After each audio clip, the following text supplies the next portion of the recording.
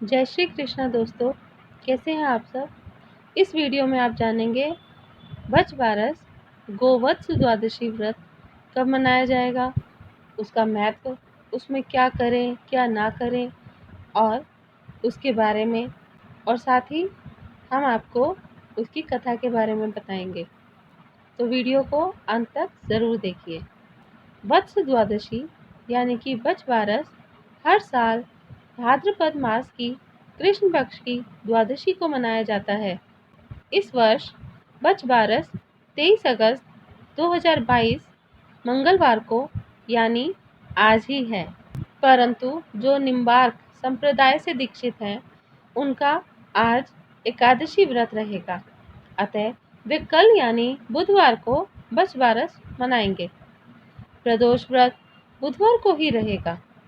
तो दोस्तों, अब हम आपको इस वीडियो में बताने वाले हैं कि इस बच बारस को क्यों मनाते हैं।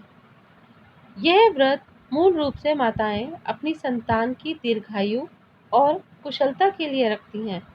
राजस्थान में इस व्रत की अधिक मान्यता है। जैसा कि इस व्रत का नाम है बच बारस, इस व्रत में बच यानी बछड़े और उनकी माता गाय की पूजा होती है। इस व्रत का विधान है कि इस व्रत में गाय के दूध और उससे बनी चीज़ों का सेवन नहीं किया जाता। साथ ही इसमें छुरी चाकू का प्रयोग भी नहीं करना होता। व्रत रखने वाली माताओं को मूंग, मोठ और बाजरे का प्रसाद अर्पित करना होता है और इसी प्रसाद को बच्चों को खिलाया जाता है। व्रत रखने वाली महिलाएं भी इन्हीं चीज़ों को खाती हैं। तो दोस्तों, अब हम आपको ये बताने वाले हैं कि आपको व्रत वाले दिन करना क्या चाहिए। बच बारस के दिन सुबह स्नान आदि से निवृत्त होकर स्वच्छ वस्त्र धारण करें। फिर दूध देने वाली गाय को बछड़े सहित स्नान कराएं।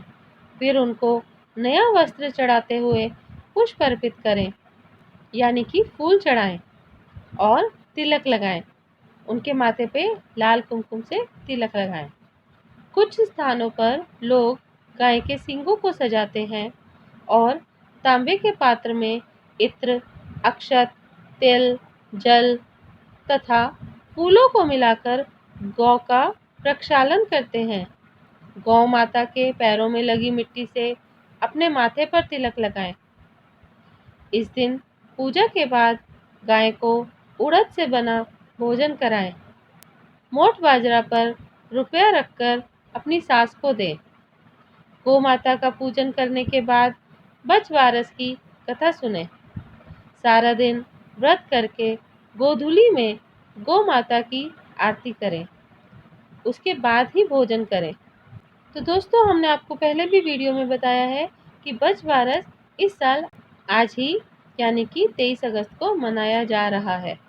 तो दोस्तों, बच बारस के दिन आपको क्या करना है और क्या नहीं करना है, ये अब जानिए। इस दिन असली गाय और बछड़े की पूजा भी करती हैं। इस व्रत में द्विदलीय अन्न का प्रयोग किया जाता है। इस दिन गाय का दूध, दही, गेहूं और चावल नहीं खाते। मक्का, बाजरे की रोटी खाएं।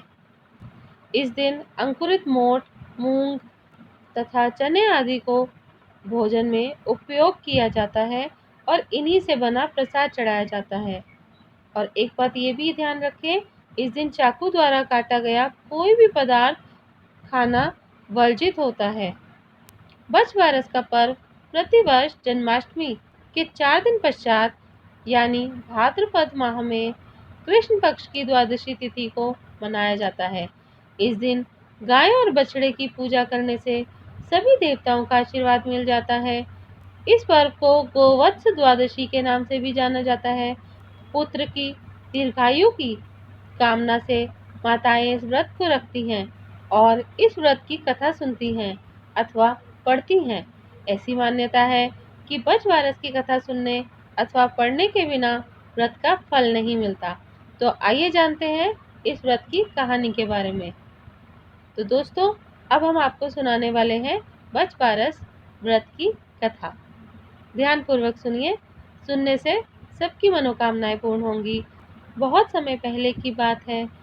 एक गांव में एक साहूकार अपने 7 बेटों और पोतों के साथ रहता था। उस साहूकार ने गांव में एक तालाब बनवाया था, लेकिन 12 सालों तक वो तालाब नहीं भरा था।